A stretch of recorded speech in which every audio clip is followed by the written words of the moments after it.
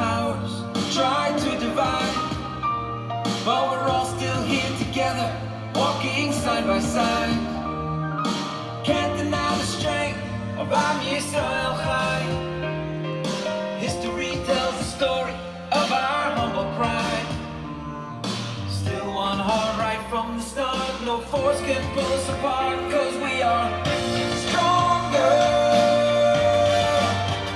than ever before, than ever before.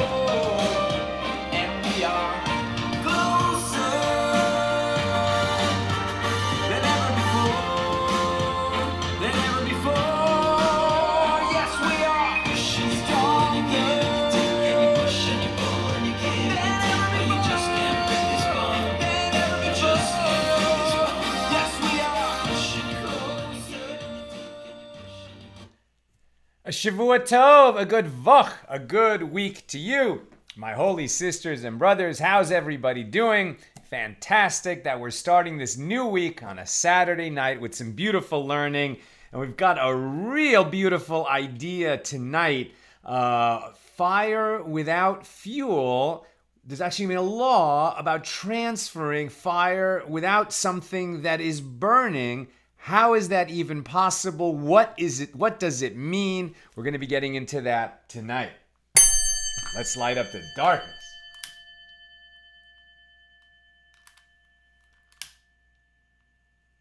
A new wisdom candle for the week.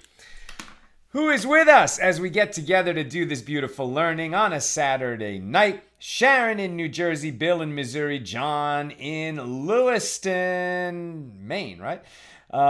Christo in Texas.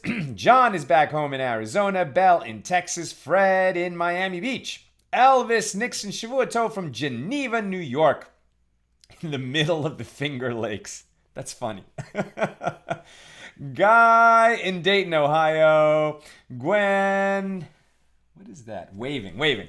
Matty in Finland. Beautiful, right? That's the Finnish flag, I'm pretty sure. Welcome from across the pond. Must be early in the morning or late at night. Paul in the Great Northwest. Fred says Shavua Tov. It keeps skipping on me. Sorry. Here we go. Jennifer in Michigan. Charles in Omaha. Christo, fire without fuel makes me think of a certain bush examined by Moses. Very good. Mark in Oklahoma. Marjorie in Georgia, and Aoife in Ocala, Florida. Welcome, everybody. Tonight's episode of AT Daily is sponsored by Spencer Ehrman with a really, really beautiful dedication. This dedication is to assist elevating the neshama, elevating the soul of my father, Shalom Lazer ben Harav Getzel ve'Esther, who left this world on Simchas Torah last week. Now, 2 weeks ago. I would like to dedicate the class on either Saturday night or Sunday, as this will mark the end of the Shiva. So Spencer has been in the heavy portion of mourning, the first week where he and perhaps other mourners are sitting Shiva. People come to see them. They don't leave the house. There's a lot of things that you can't do when you're in the acute mourning period. Now he's coming out of Shiva. The next stage is the Shloshim. So the first 30 days has different laws than the first 7 days. And then the next stage, where he will presumably be saying Kaddish for the next 11 months. All to help the neshama along in its journey to the world of souls. So Spencer shares about his father. My father was a mensch. He was a Talmud Chacham, right? So a student of wisdom, and Chazan, a cantor, a Baal Tekiah, and as a profession, a surgeon and emergency room physician. A very accomplished gentleman was your father. He was married for almost 50 years, raised 3 children, 2 doctors and a cantor, and loved, cherished, and nurtured his 6 grandchildren and 4 great-grandchildren. He was a voracious reader, had a prodigious memory, and loved teaching formally and informally. As a child, I once asked him why we belonged to 4 shuls, 4 synagogues. And his answer was, they need the money, and with God's blessings, I can help them. He not only supported them financially, but also spiritually by participating, leading, and teaching. His participation and leadership also spread to the philanthropic and social organizations in our community and worldwide. He was on the board of directors to the Shriners Hospitals of Children and the International Lions Club Foundation for the Blind. He won the inaugural Thomas Jefferson Award for Public Service in the state of Arizona. He touched the lives of all he met and will be sorely missed. On Simchas Torah, we celebrate the completion of the Torah. We also acknowledge the elevation of the soul of my father. I have been participating in 80 daily Daf Yomi since the beginning. Due to logistics, it is difficult to watch the live broadcast, but I make them up the next day and have not missed one. I will dedicate Shloshim to catching up on the learning that I missed during the Shiva. Baruch Dayan HaEmes. God is the true judge. Spencer, what a beautiful tribute to your father. May his neshama have a great aliyah. May his memory always be for a blessing, and may his soul be wrapped up in the bonds of eternal life. And thank you, Spencer. May you and all your loved ones be showered in blessings for sponsoring tonight's show and enabling us to share more Torah with more people. And we say amen. Okay, very quick Torah thought, and then we'll get to our page. Drawing again from David Aaron's book. Somebody asked me to hold it up a little bit longer. So Rabbi David Aaron, a friend, and long before he was a friend, this book was an influence in my life. And so he says, walking with God. In the world of business, if your company sends you on a mission, the boss generally stays at the office while you go off and accomplish the assigned task. But that's not the case when God sends you on a mission. God comes along. And this is the meaning of the verse in Psalms 127. If God doesn't build your house, your labor is for nothing. Now, you might think that if God is going to build your house, why should you have to labor at all? The psalm is saying that you must labor nonetheless, but if you don't invite God into your work, your efforts will be worthless. You will not have the energy to achieve your task. You can choose to build a house, you can haul the bricks and the mortar, but without God, who is the power source of our souls, your house will never get built in the meaningful way, the most meaningful way that it could be. And I'm struck by this week's Torah portion, the new week that we're in now, is Lech Lecha, right? So God said to Abraham, Lech Lecha, go. But it's a double verb, which in Hebrew is a term, it's sort of like verily, go, or go, get going, or go to yourself, right? This idea of that you will discover yourself in the journey. You'll discover your soul in your journey. You will discover your mission in your journey. Abraham didn't know where he was going or why he was going. He was just told, go away from your father's house into a land that I will show you. I will show you is what Rabbi Aaron is saying. God will be with you in the journey. God is always with us in the journey.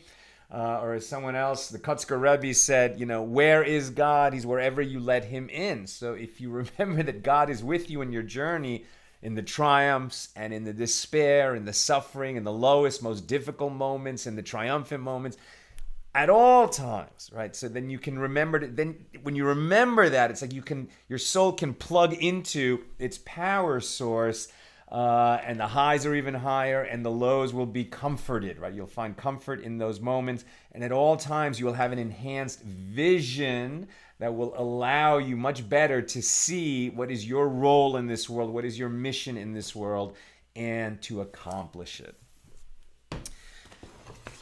Today's page is 39, page 39 out of 40 pages here in Tractate Beitzah, the 8th volume of the Talmud. These are the laws common to all festivals as distinguished from Shabbos. Tomorrow night, with God's help, we'll make a siyum on this tractate at our regular time, 6 p.m. Pacific. So have something to make a l'chaim with us, a little something to nibble on, so you can make a bracha, a mizonos, for example. This chapter 5, and we're completing our discussion of Mishnah 3, and we'll be opening and closing Mishnah 4 and beginning Mishnah 5. The Mishnah that we started to talk about or that we've been talking about for the last 2 days and that we'll complete now, is this idea of an object on a festival also has boundaries, right? A person has Shabbos boundaries. You can only walk 2,000 cubits away from your dwelling in any direction, or if there's a community Eruv, 2,000 cubits away from its border. But something that I own and which started Shabbos in my house, and this applies to festivals as well, also has the same boundaries, even if somebody picked it up and was going to take it away, back to wherever they are going. So objects that are mine have the same boundaries that I do, can only travel that far, even if somebody else is doing the hauling. And this is going to apply to festivals as well. And then we got into some very interesting, nuanced cases where what if multiple people contribute to something? Is that object going to have the same boundaries as all of them, meaning it's going to sit in the intersection of their Shabbos boundaries? Or perhaps if somebody contributes very little to the communal thing, that contribution gets nullified, and then that object won't have to also satisfy the boundaries of the person who contributed something small. And we looked at the case of a woman who borrows water and salt from her friend in order to bake bread on the festival. And the question was asked, do the water and salt get nullified in the bread? Therefore, the bread is going to have the same boundaries as the woman who baked it. Or is it significant enough that it is a contribution, it's a material contribution to the finished bread, and it's not nullified, and therefore the resulting bread can only go in areas that both of those women can travel in within their Shabbos boundaries, and that is the law. And then we were trying to figure out the rationale for that law, why the water and salt are not nullified. Water is often seen as a substance that is nullified because it sort of doesn't have substance. Never mind that, if we don't have water, we will die of thirst. But it's so, it's so doesn't have taste, doesn't have smell, etc. It's clear, doesn't have color. So there are reasons in certain situations to nullify water, and we'll be discussing that a little bit. But water and salt together, not nullified in bread. And ultimately the reasons that were offered was that it was a decree of the sages to prevent people from each contributing, the flour, which is the more substantial part of bread. And now if two people contribute the flour to make bread, for sure, that bread is going to end up having the same boundary as both of those people. And then one explanation was they decreed against the water and salt, lest people say, well, I contributed flour, but that's okay, it's your bread, and so the bread should have your boundaries, and you could take it somewhere during the festival to some, celebration that I can't get to, but you can get to. Take the bread, but no, if I contributed flour or water or salt to that bread can't go where I can't. A second explanation is that the salt is a kind of spice, and spices add flavor to whatever they're added to, and that's why, and if you can taste that spice, even a very tiny amount in the resulting food, it is not nullified, and so the salt should not be nullified. And the third reason from Rav Ashi was that, the prohibition of this water and salt is only temporary. It's only during the festival with regard to these boundaries. It's not something that's going to remain prohibited permanently. For instance, like non-kosher food to a Jew, he's never going to be allowed to eat that. Unless it's to save his life. But that would be a permanent prohibition. This is a temporary prohibition, since after the holiday's over, that water and salt can certainly travel. And therefore, when we speak of something whose prohibition is temporary, it is not nullified, unlike things that are have a permanent prohibition, which can be nullified if the ratio is sufficient. Now we pick it up at the top of the A side of page 39. It is taught in a Mishnah, Rabbi Yehuda exempts one from travel limitations in the case of water, right? So now this case of, the idea that water might actually be nullified. What's going on? And the Gemara asks, does this mean to imply that water, yes, it is exempted by Rabbi Yehuda, but salt, no, it is not? But isn't it taught in a Beitzah that Rabbi Yehuda says water and salt are both nullified, whether in a dough or in a pot of cooked food? So this would seem to be a minority opinion of Rabbi Yehuda. that was overruled by the sages who said, by the rabbis, the majority, who said that water and salt would not be nullified in this case of one woman contributing to the bread of the other. And the Gemara answers, this is not difficult. In this case of the Mishnah, the reference is to the salt of Sodom, which is quite coarse and does not blend in easily with the dough. And being noticeable in the final product is not nullified, almost like the salt that sits on top of a pretzel. So in that case of the Beitzah, the reference is to a type of fine salt known as isterakanit salt, and consequently it is not noticeable in the final product, and it can be nullified, according to the opinion of Rabbi Yehuda. The Mishnah states that according to Rabbi Yehuda, water mixed into dough and presumably into a cooked dish as well is considered nullified, and the Gemara challenges this. But isn't it taught in another Beitzah that Rabbi Yehuda says water and salt are nullified in dough, but not in a pot, in a cooking pot, due to its sauce? The pot, unlike bread, ends up with liquid in it. So the borrowed water is still recognizable in, like, let's say, a stew. And the Gemara replies, this is not difficult. This sauce of the Mishnah, where Rabbi Yehuda says that the water is nullified in the cooked food, is referring to a thick dish that has no liquid sauce. And that case of the Beitzah, in which Rabbi Yehuda said the water is not nullified, is referring to a thin dish with liquid sauce. And that concludes our discussion of Mishnah number 3. Mishnah 4. A coal that one borrowed from another on the festival is as the feet of the owner, and it may be carried on the festival to any place where its owner may walk. Since it has substance, it is associated with its owner. But a flame that one lit from another's flame may be taken anywhere, as it has no substance. This essential difference between a coal and a flame has additional halachic Jewish legal ramifications. If one uses a coal of consecrated property for a non-consecrated purpose, he is liable for misuse of consecrated property since it has substance. The coal, like a coal that you take from a wood fire, it has substance. If you are going to carry it from one place to another, but perhaps to light a fire somewhere else, you're going to bring this coal with you. So it's going to have the same boundaries as you have if it's your coal. If that coal was from a fire that was consecrated to the temple, like for example, a coal from the wood fire on the altar, and then you used it to light a cigarette, that would be misuse of consecrated property. But if one uses a consecrated flame, although according to rabbinic law, one may not derive benefit from it ab initio, if one did benefit from it, he is not liable for misuse. You're not supposed to use a flame that's consecrated according to rabbinic decree, but if you did, you don't become liable to bring a sin offering because you haven't violated a Torah law, only a rabbinic decree.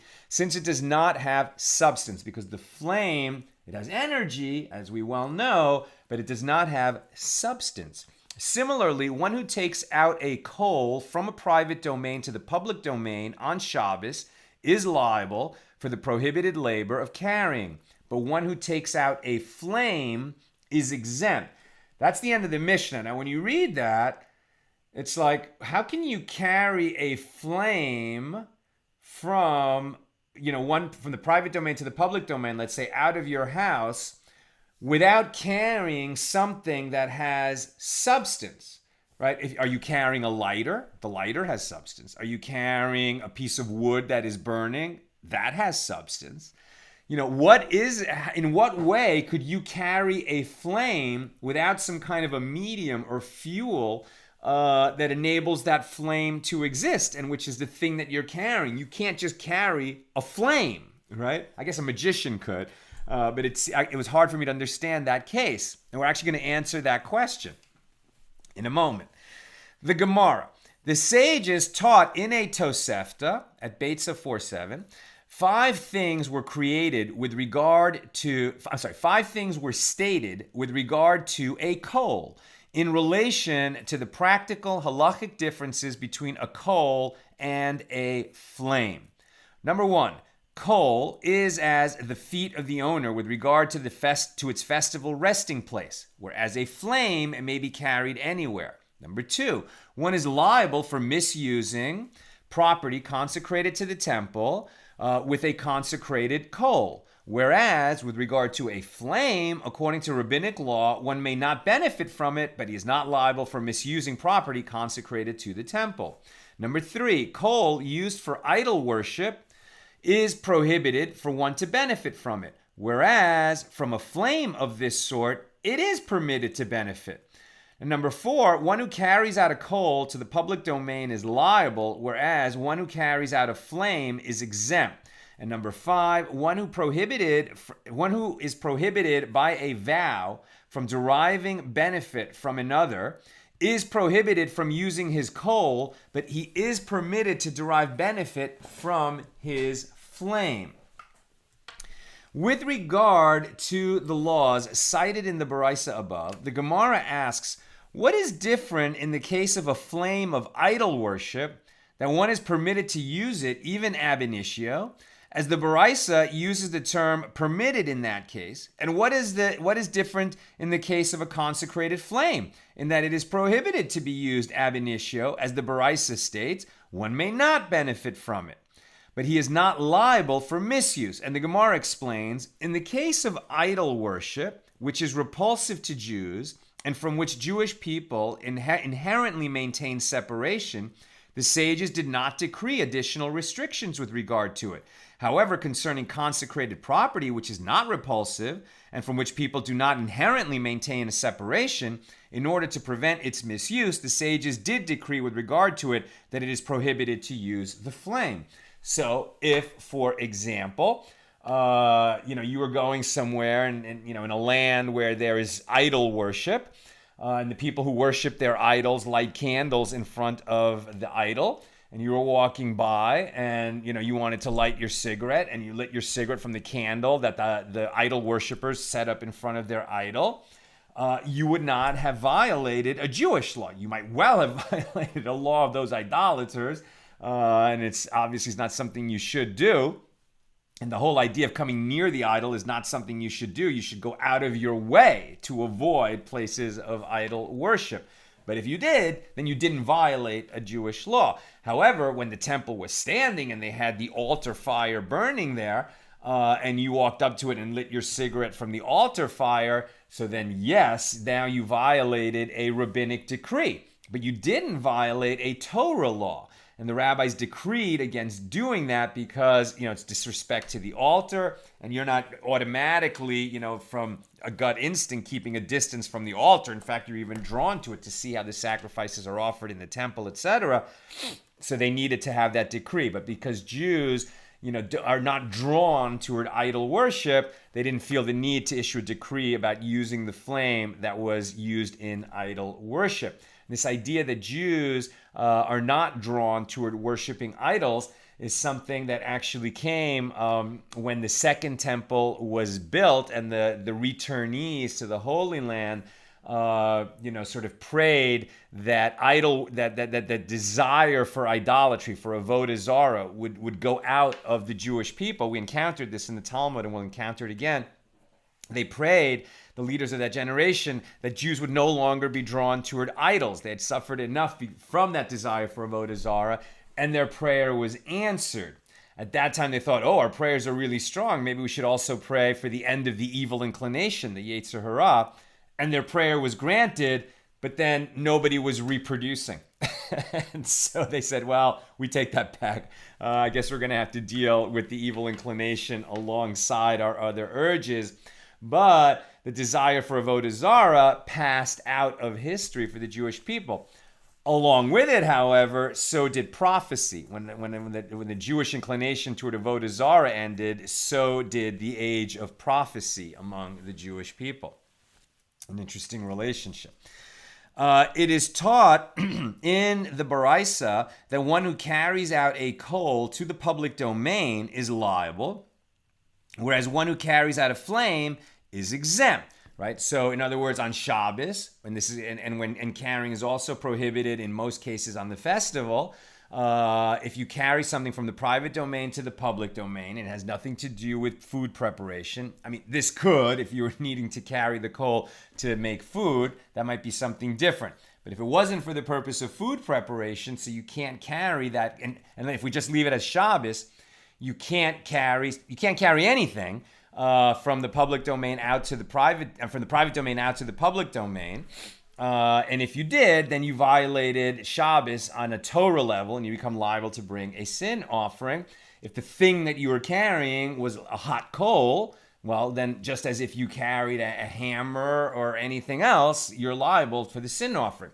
But if you carried a flame, just a flame, then you would not be liable, because a flame, although it has energy, it does not have substance. Okay? But isn't it taught in another Beitzah that one who carries out a flame of any size on Shabbos is liable? And Rav Sheshes said the second Beitzah is referring to a case where one carried out the flame along with a wooden chip. It might not be a coal, but it's some kind of piece of wood that is burning. Since the flame is attached to a physical object, it is considered significant. And so the Gemara raises an objection. But if so, let it derive that one is liable for carrying out, in this case, due to the wooden chip. What you carried was the wooden chip, and the presence of the flame is irrelevant. And the Gemara responds, that Beitzah speaks of a chip that does not have the minimum measure that determines liability for carrying out. As we learned in a Mishna in Tractate Shabbos on page 89b, in the case of one who carries out wood on Shabbos, the measure that determines liability is enough wood to cook an egg of the kind that is easiest to cook, which is the egg of a chicken. Because the chip is too small to cook an egg, one is not liable for carrying it out, but one is liable for carrying out the flame attached to it. So this is interesting. So you're not liable for carrying a flame, but you are liable if you're carrying a flame that's attached to a piece of wood, even though the piece of wood is so small that if it were not burning, it would not trigger liability for carrying, because there's a minimum measure to trigger that liability. Abaye said in a different scenario, the Mishna is referring to a case where one smeared a vessel with oil, and he lit a fire on it and carried out that flame. And the Gemara asks, well, if so, let it derive that one is liable for carrying out, in this case, due to the vessel itself, and the flame is irrelevant. And the Gemara replies, the Mishna is referring to a fire lit in an earthenware shard, not in a whole vessel. And presumably the shard is so small that it's not going to trigger liability for carrying. And the Gemara challenges, and nevertheless, let it derive that one is liable for carrying due to the earthenware shard itself. And the Gemara answers, it deals with a shard that is not of the minimum measure that determines liability for carrying out. As we learned in a Mishnah at Shabbat 82a, the measure that determines liability for carrying out earthenware is enough to place between one window frame and another, as small shards of earthenware were sometimes placed between window frames during construction. This is the statement of Rabbi Yehuda. I've seen that myself when a fence was being built in our neighborhood, and they had little spacers, right? So these little objects were like, just little bits of plastic, or, in this case, imagine if it was earthenware, and they seem to have like no real use to be anything except as a spacer. It serves a function in construction. So that's going to be the minimum measure. Since it has a significant use, it's a thing that's usable in this world. And if you carried it from the private domain to the public domain on Shabbos, you'd be liable for carrying out. So this thing that's smaller than what the contractor would use as a spacer in, erecting a house in between windows, presumably you're not liable for carrying, but if it's burning, you are. So, but if you're carrying only a flame, you're not liable. So it's only this tiny little earthenware shard with oil on it that's burning that's going to trigger the liability. And so the Gemara asks, but if so, if one is liable for carrying it out whenever the flame is attached to an object of some substance, that which we learn in the Mishnah, one who carries out a flame is exempt, under what circumstances can this case be found? Where can you be carrying a flame that's not attached to any physical object? And the Mishnah is speaking of a case where one fanned the fire with his hand so that it spread into the public domain without its being attached to any vessel. So somehow, if there was a situation where you were in a private domain and you needed to light a fire just outside the private domain in the public domain, so you couldn't take even a match, a lit match, and transfer it outside. But if you could somehow, like a flamethrower, like just fan the flames, like make flame, kind of go out there and touch the fuel, which is outside in the public domain. Obviously you can't do that on Shabbos because you can't kindle a fire. But I guess on a festival, you would be able to do this, to kindle that fire without actually carrying anything that carries the flame with it. I think there's something, spiritual. I'm not sure even exactly what the message is, but this idea that there can be a flame without a substance, it's very spiritual sounding to me, right? It's like, what is that? It's a soul, right? A soul, if there's no flame without substance for it to attach to, then you might think that when when the body dies, when the human body dies, that's the end. But of course, we know that souls live on. They go to the world of souls. Sometimes they come back, have another lifetime, etc., and will eventually return when Mashiach comes and there's resurrection of the dead. And why would I mention the soul in this context? Because it's in Psalms, right? I can't remember where the verse is, but the human soul is the candle of God, or it's actually the ner, the flame of God, right? So it's a beautiful teaching. That substance, may return to the earth, but that flame can exist without, that substance, that earthly physical matter. That concludes our discussion of Mishnah number 4. We're going to read Mishnah number 5, which is short, and just start its Gemara, and then we'll be done. It's a short show tonight, so if you've got questions or comments, please get them in. Mishnah number 5. With regard to a cistern of an individual, water drawn from it is as the feet of the individual who owns the cistern, and the water may be carried only to those places where its owner is permitted to walk. And water drawn from a cistern belonging jointly to all the people dwelling in a particular town is as the feet of the people of that town. And water drawn from a cistern of those who come up to the land of Israel from Babylonia, in other words, a public cistern that's out there for the sake of pilgrims going to Jerusalem, is as the feet of whoever fills his vessel with its water. The water has no defined boundary of its own, since it is made available to all, not just the local residents. That's the Mishnah. The Gemara. Rava raised a contradiction to Rav Nachman. We learned in the Mishnah that the water of a cistern of an individual is as the feet of the individual. And Rava raised a contradiction from the Tosefta. Water drawn from flowing rivers and flowing springs are as the feet of all people. And Rava said, with what are we dealing here in the Mishnah? With cisterns that contain collected water and not flowing water. And it was also said that Rabbi Chia bar Avin said that Shmuel said the Mishnah applies only to collected water. So if it was somehow a cistern that tapped into an underground river, so there it wouldn't apply, because that's the water of a river is understood that whatever you're drawing from, it wasn't here yesterday, it was somewhere way upstream. And so it's considered like that water doesn't belong to anyone. You're just tapping into it at this local location where your cistern happens to tap into it. But if you draw water from a cistern that has collected water, like well water of a rain, that just gathers rain, so then that water is going to have the same Shabbos boundaries, or the same, on a festival, as the one who draws the water, as the one who owns the well, right? As opposed to publicly owned wells, not limited to a town, but that travelers use on the road, that's going to have the same boundaries as the person who draws it.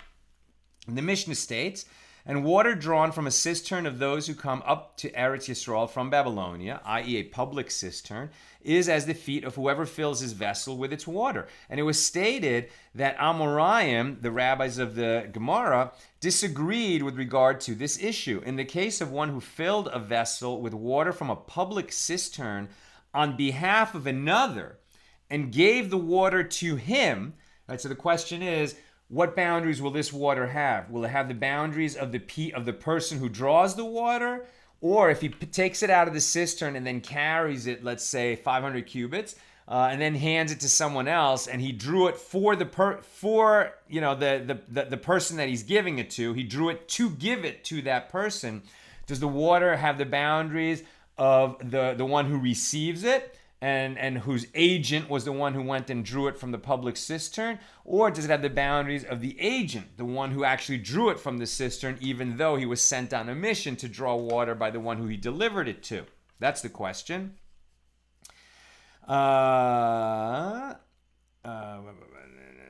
Give it to him.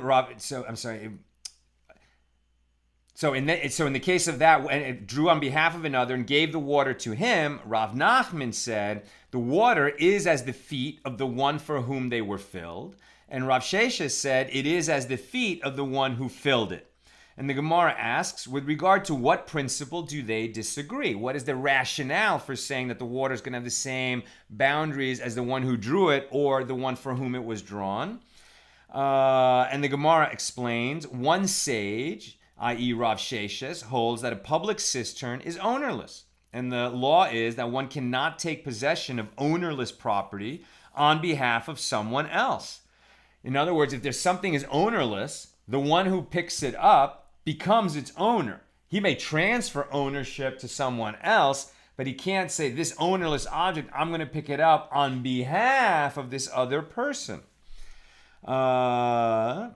Therefore, the water belongs to the one who drew it. It is as his feet, and this status does not change even if he subsequently gave it to anyone else. At the time that he drew it, that water acquired a boundary for the remainder of this festival or for the remainder of Shabbos, and it won't change. And one sage, Rav Nachman, holds that a public cistern is considered jointly owned by all its partners. It's not ownerless, it's owned by everybody. What's the difference? Namely, all of the Jewish people. And therefore, it is possible for one partner to draw water on behalf of another partner, and the drawn water immediately belongs to the person for whom it was drawn. That would be the practical difference. Okay, let's go to questions and comments.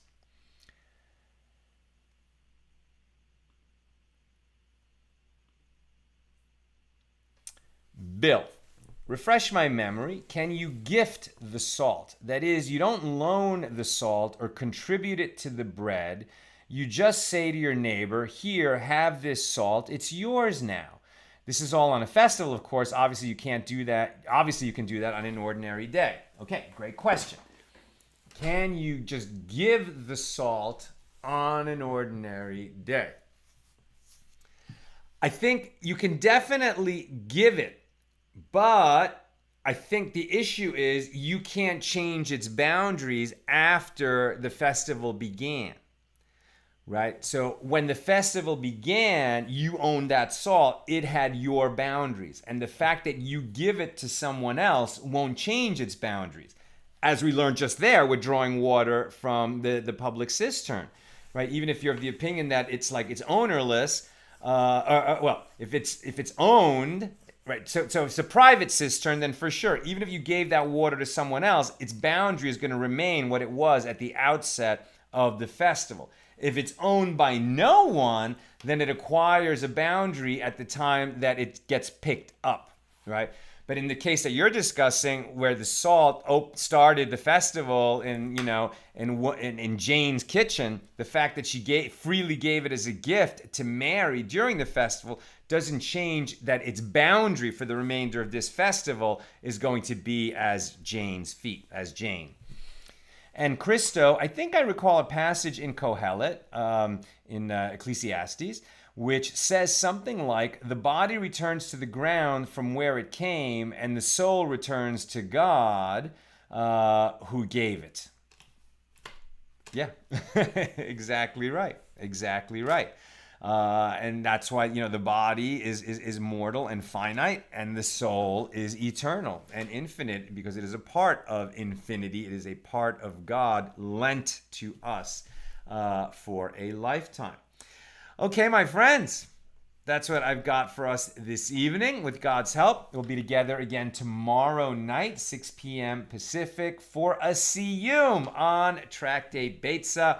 Bring something to make a l'chaim, a little something to nosh and make a mizonos bracha, or even a motzi if you want to eat bread, and then bench afterward and say the blessing afterward. When you eat bread, you've had a meal, and then you have to say the full grace after meals. But at any rate, the idea is when we make a siyum, we want to make a l'chaim, we want to eat a little something, and we'll celebrate together that we've completed our journey through Tractate Beitzah, and we'll say the Hadron, what we recite after finishing every tractate, and then we'll open the 9th tractate of the Talmud, Rosh Hashanah. With God's help, all that will happen tomorrow night, Sunday at 6 p.m. Pacific.